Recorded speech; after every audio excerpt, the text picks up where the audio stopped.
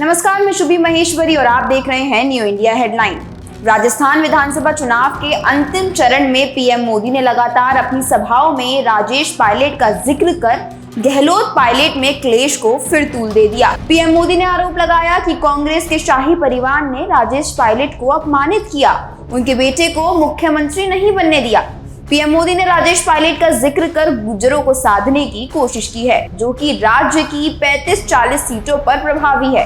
PM Modi Congress की फूट का सियासी लाभ उठाना चाहते हैं। पीएम मोदी की मंशा गुर्जर वोटर्स पर भी है। विधानसभा चुनाव 2018 में कांग्रेस को गुर्जर बहुमूल्य सीटों पर बम्पर जीत मिली थी, लेकिन इस बार मुकाबला कांटे का है। पीएम मोदी बार बार राजेश पायलट का जिक्र कर कांग्रेस को घेरते रहे, मगर यह तो सब अच्छी तरह से जानते हैं कि कांग्रेस और गांधी परिवार के प्रति सचिन पायलट की निष्ठा सवालों से परे है।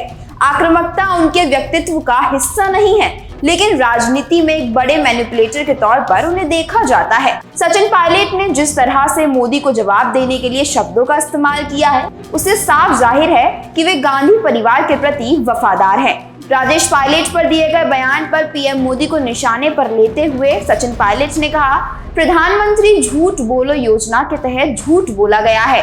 हकीकत यह है कि स्वर्गीय राजेश पायलट को इंदिरा गांधी ही राजनीति में लाई थी। सियासी जानकारों का कहना है कि सचिन पायलट ने जिस तरह से पीएम मोदी का जवाब दिया, उसका सियासी फायदा आने वाले वक्त में मिल सकता है। राजस्थान की राजनीति में गहलोत पायलट विवाद किसी से नहीं छिपा। पूरे 5 साल सचिन पायलट सीएम गहलोत के खिलाफ मोर्चा खोले हुए थे। ऐसे में चुनाव से पहले जो दोनों नेताओं में सुलह कराने के लिए कांग्रेस आलाकमान को आगे आना पड़ा। पूरे चुनाव प्रक्रिया में सचिन पायलट सरकार रिपीट होने की बात कहते रहे। पीएम मोदी के इस बयान पर राजस्थान के मुख्यमंत्री ने पीसी करके बीजेपी राज में मारे गए गुर्जरों का हिसाब मांगा।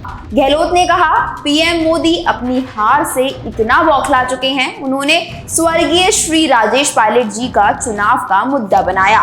वे गुर्जर समुदाय को भड़काने का प्रयास कर रहे हैं। और क्या कुछ कहा अशोक गहलोत ने, सुनिए। अब राजेश पायलट को लेके आ गए, बताइए आप, उनको लेके आ गए, इतने घबराए हुए हैं कि कांग्रेस पार्टी में कब क्या हुआ क्या नहीं हुआ। राजेश पायलट की राजनीति में घसीट रहे हैं। जो स्वर्गीय आत्मा हैं उनको लेके आप भड़काने का काम करो, गुर्जरों को, गुर्जर समाज को। और गुर्जर समाज इस बात को भली भांति जानता है। उनको कुछ लोग भड़का रहे हैं, जिसमें हमारे बीजेपी के लोग ही हैं, जो राजेश पायलट को लेके आगे घसीट करके। मैं पूछना चाहता हूं कि जो भड़काने वाले लोग हैं, उनकी पार्टी ने 22 बार फायरिंग करी थी, 22 फायरिंग हुई है उस वक्त में सोयला में हुई थी, चौंक में, घरसाना में हुई, प्रसाद में, गुर्जरों में हुई है।